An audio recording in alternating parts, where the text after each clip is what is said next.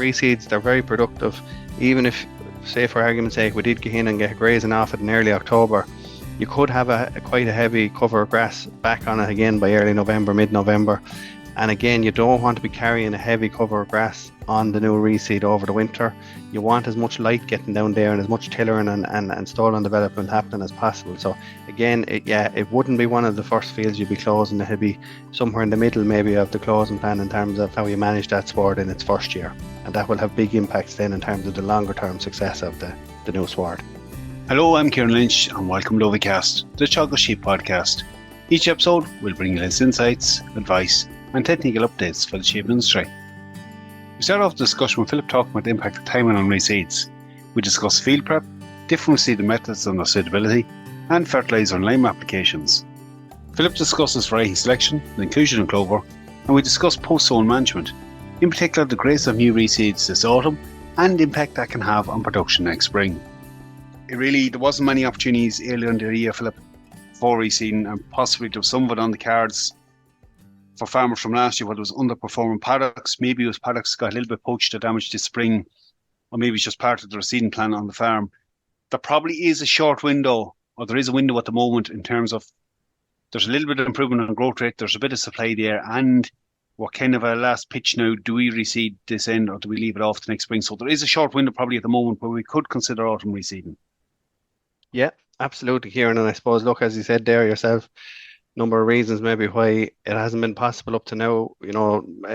Poorer weather in the spring, then slower growth as we went into the summer. And I suppose the priority was keeping grass in front of stock, and then getting enough winter feed made or whatever. So maybe people are in a better situation now from that point of view, and might be able to drop out a field or whatever there that maybe they had planned on doing. So it's a question now, I suppose, as we always say, is number one, that if you're planning on reseeding, is everything else in place first? And by that I mean, I suppose, look, we're talking about our soil fertility, our grazing infrastructure, our grazing management. Reseeding definitely will increase the amount of grass that you grow and probably will increase the quality of that grass, but it's vitally important that this extra grass is utilised, or else it's going to be an expensive exercise. So it's if all of those steps are in place, brilliant, we can talk about reseeding. If they're not, it may be a better thing to maybe have a think about what other steps you could take over the next year to improve the situation in terms of that when you do reseed the field, that you're going to take full advantage of it. Yeah, I've chatted to you before about this, and you mentioned several times, our post-reseed management can often have as big a bearing as anything else. Taking that aside, look, there's numerous other reasons maybe why they look at reseeds. Maybe it's been part of the plan on the farm. Maybe it's a product that has been underperforming. Maybe someone that got a little bit damaged this spring and that could easily have happened, that needed a bit of remedial action. I suppose in terms of that window, Philip, with the end of the first week of August now, we still have time to get it done, but let's talk a little bit about timing. Considering the fact that, there's going to be a bit of prep needs to be done to fields before we go in and start reseeding them. How wide is that window? What kind of impact has that on the success of that reseed? Yeah, so I suppose, Kieran, what we'd say is the earlier in the year that the reseed goes in, the better. And I suppose that's why we've been talking about maybe trying to target some reseeding to the earlier part of the year. Traditionally it was all kind of autumn reseeding. We've been talking about trying to move it forward, but this year, obviously, for the reasons we've outlined, it hasn't been possible maybe on a lot of farms. So the next best thing then is to get it in as early as possible in the autumn. So by that, really, we're talking about, getting the reseed in July, August time, not getting those reseeds in September. Reason being, I suppose, new grasses, clovers, very sensitive to soil temperature. We want them to establish, and we want, to be able to get a grazing off them and weed control them. We'll come to all that now in a minute. But, the later we leave the establishment phase, the less chance we're going to get to do the rest of those post-sowing management steps that you referred to. So the earlier we get it in, better success in terms of establishment, in terms of higher soil temperatures for longer. Soil temperature will start dropping as we move into the autumn and winter, but the earlier we get in and the longer it has at the reasonably high levels of temperature, the better the establishment and the better long-term success. So we're in early August now. Really for me, I wouldn't be, putting anything in once we get to the end of August. So really we're talking about the next week or two in terms of getting the field that you've identified that's suitable for reseed and getting that sprayed off. And then I suppose you're talking, depending on the methods, you're talking 10 to 14 days before you can get in to cultivate. So we're looking at, we're sitting here now this week. You're looking at it's going to be the third week of August. If weather goes against us, it'll be the last week of August, and that's kind of where we're talking. So it's the next week or so is an opportunity to start the process and have everything in and growing by the end of the month. You're taking a bit of risk out of it. And look, we're going to come on to post-reseed management, but you're also potentially getting a Grazing too in back into the year where it could be useful just coming back into the system. You can't rule that out. Look, certainly there has been ones done later, but as you indicated there, it gets riskier. You mentioned two things there. Look, in terms of prep before, and this is some of the basic stuff, but it's no harm recap it again anyway. In terms of prep before we actually reseed, and maybe in that you might just talk about the different methods that could be used. Yeah, so I suppose people can get very hung up about methods, and look, by and large, there isn't a whole lot of difference between any of the methods, when we talk about the conventional plough till sow, all the way down to the min-till methods. They'll all work. There might be slight differences in the way about that you go about doing it. For example, if you're ploughing, you don't want to plough too deep, because you're going to maybe bury the best of your soil. We go down to the direct drill or the min tills. You really have to make sure that you have a clean surface. So, remove as much of the existing material as possible after spraying. That, there's not a lot of trash there that's going to be breaking down and maybe inhibiting seed germination. And a critical thing for that is getting some lime out to neutralize that acidity that could build up in the min tills. So, regardless of your soil test, which is the critical.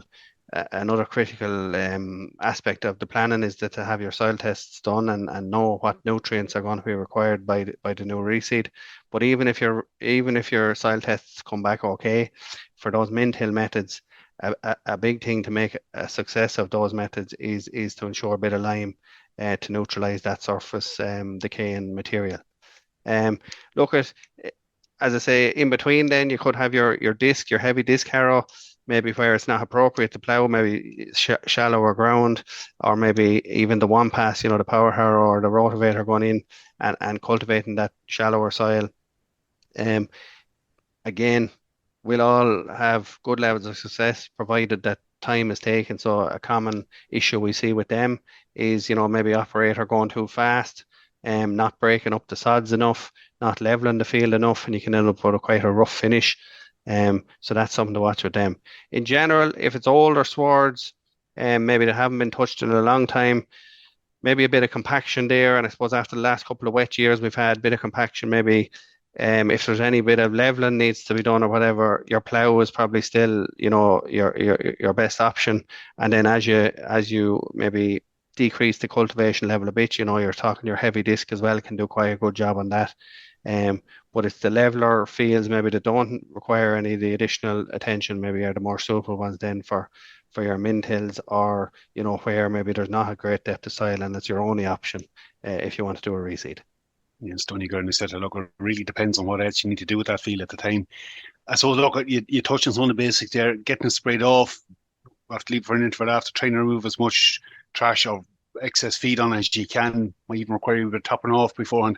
All that's just going to leave it a cleaner job. Yeah. Okay. Look, fertilizer, and we'll come on to that bit maybe as well, in terms of what should go out with that reseed. Now, obviously, you touched on a little bit there, depending on the method, maybe that lime needs to go out at the time as well beforehand. I know a lot of this come back to nutrient management plan allowances. There is a bit of an extra code there if you are reseeding, but it is important we feed that new crop when it goes in. Absolutely, and you touched on it there. Really, people often ask what fertilizer should be applying. it has to be based on soil tests. It has to be based on your nutrient management plan. If you are a bit tight for allowances, there is an extra allowance there for a reseed, and the reason that that allowance is there is that because the newly establishing plants are so sensitive to any deficiencies, and again, it's one of the reasons I highlighted. Is this an appropriate field to be reseeded? Am I going to get the max return? If your soil fertility isn't right, you may get a short-term boost, but if the required levels of P and K and the pH isn't right, it'll start reverting backwards, and the new plants are going to start dying off, and you're going to start getting ingress of older unproductive grasses again. So it's all about the basic building blocks. Have that soil test done, and make a plan based on what the requirements are to feed the new plants. I suppose, Philip, that's one of the challenges too, particularly in case of where it's maybe a non-productive sward we're going back in on. There probably is an underlying soil fertility issue, so it's something we'll need feeding or need looking after, certainly on a more regular basis afterwards. Absolutely, Kieran. And I suppose another thing then to bear in mind, I suppose, is the nitrogen. But it will require nitrogen at the time of sowing as well. But also, I suppose, bearing in mind the longer term plan in terms of, these newer grasses, it'll be a high content of perennial ryegrass, very productive, but it does require inputs as well. So again, if you've cut back a lot on your chemical nitrogen, what I'd be saying is that we need to include a high level of clover where we'll be able to fix atmospheric nitrogen to feed the grass plant, because I suppose what we've seen a bit over the last couple of years is dramatic reductions in chemical nitrogen application, which is very good. That's what we're targeting. We're trying to target to reduce our chemical nitrogen inputs.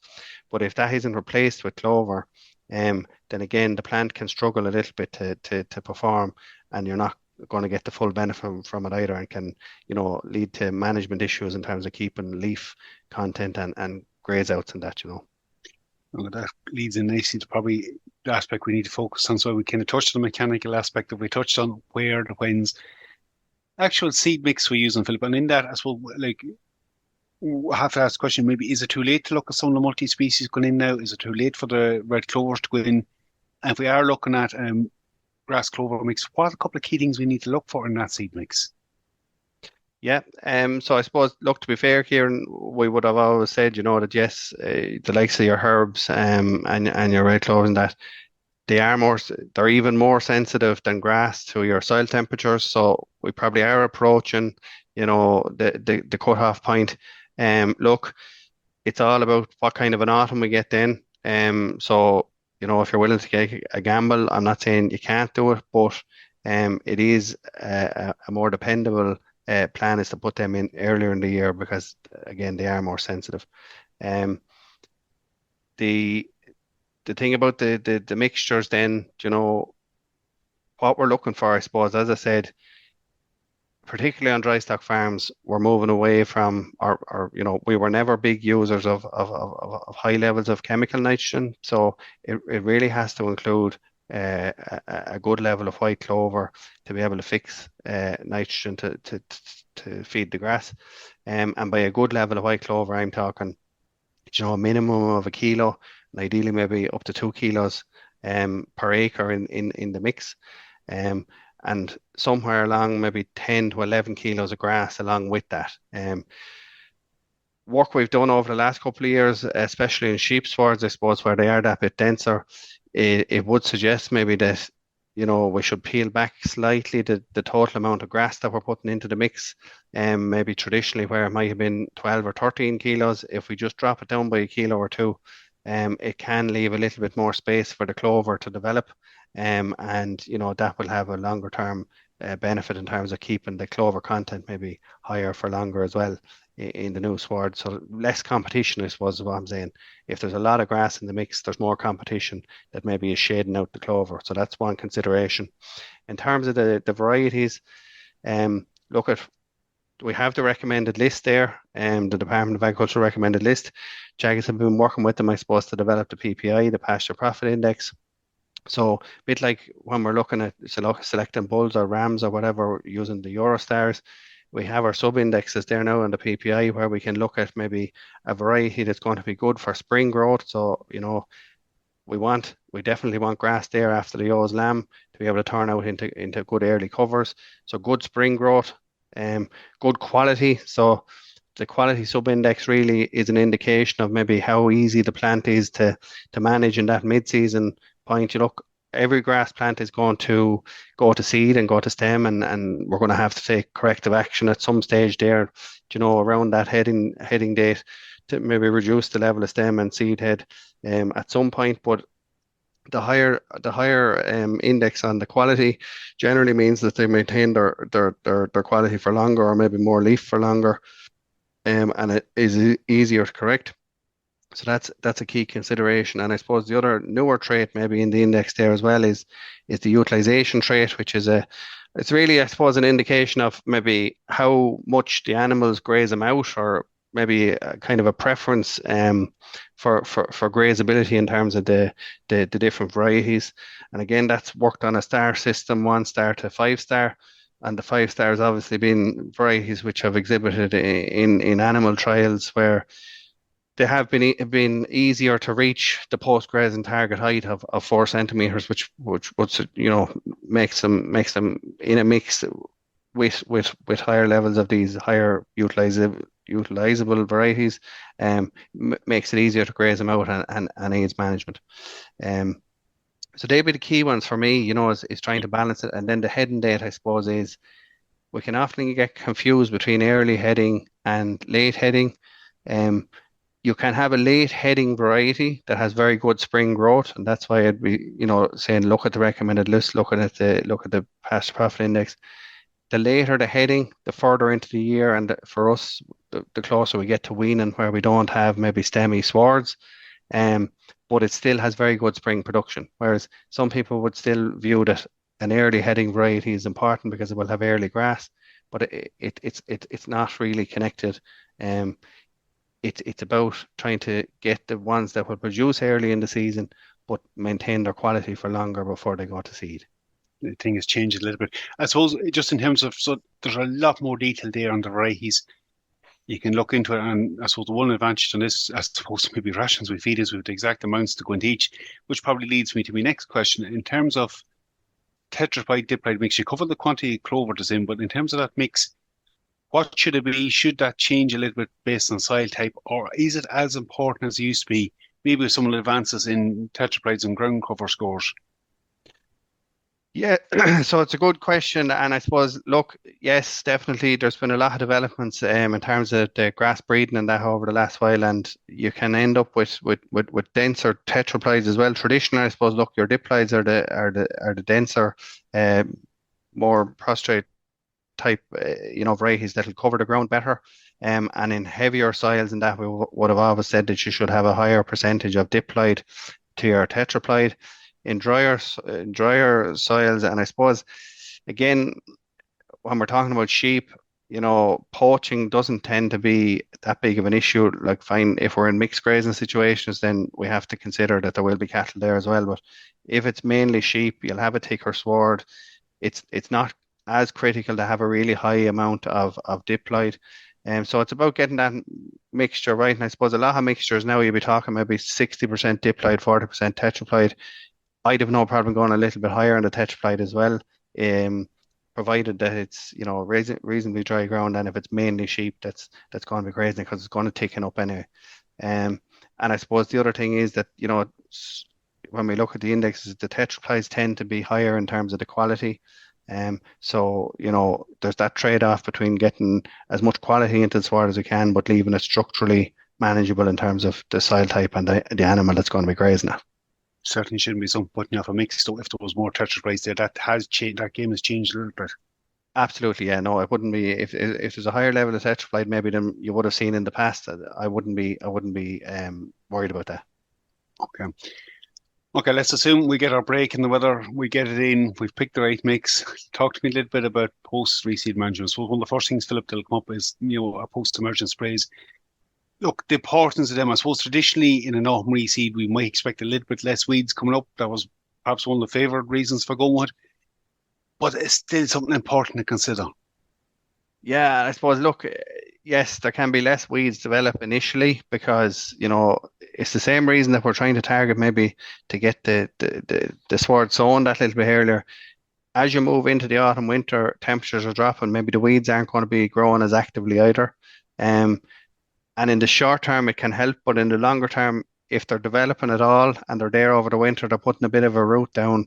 And then when you get to next spring and summer, those weeds, if they're there, will continue to develop and can, start to take over a reseed again. So even if there's low levels of weed there, the best time to control weeds is in that reseed when they have really, really weak roots.